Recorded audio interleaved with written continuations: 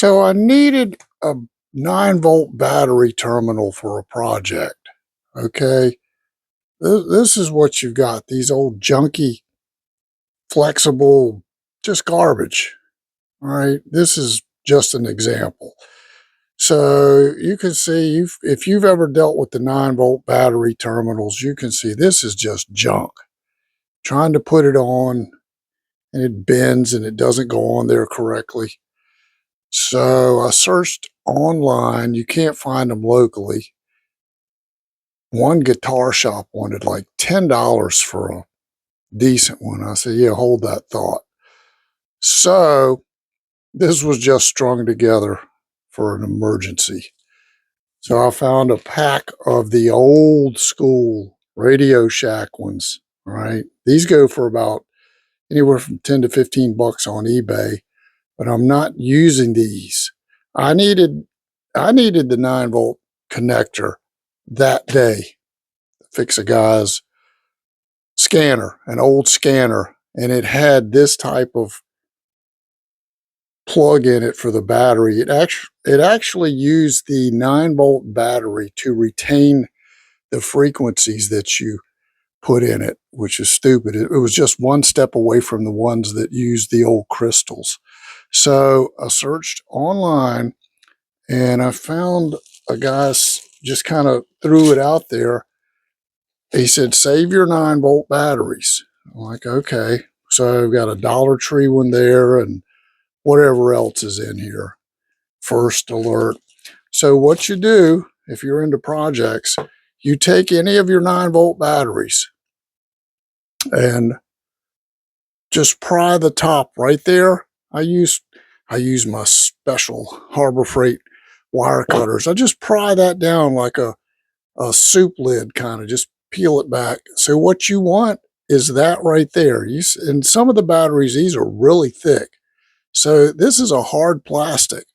This is hard plastic. It's not that vinyl stuff. So once you get to that point, you just want to pull that out, and I'll stop the video and show you what we'll do after that. Okay, this one cleaned up somewhat. This is probably the worst one I've ever done, but that's your thickness right there.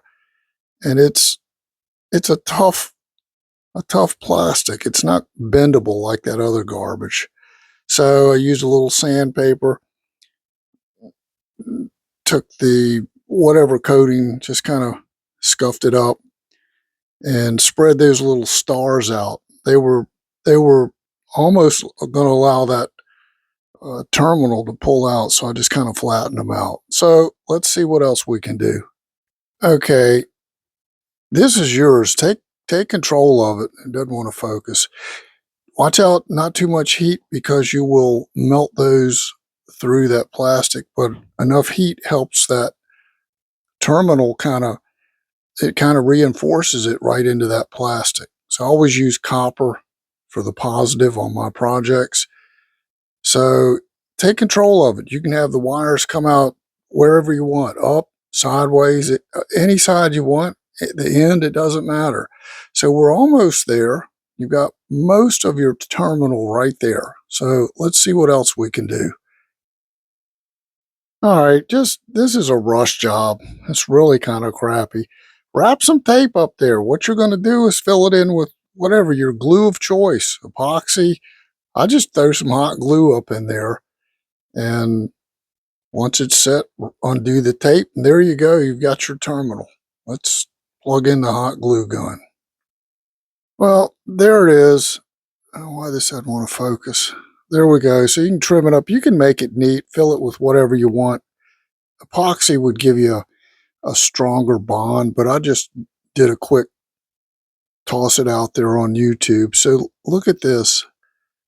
You know, now you can put that thing on your battery. It's not flexing at all like that other garbage. Here it is. Look at this thing.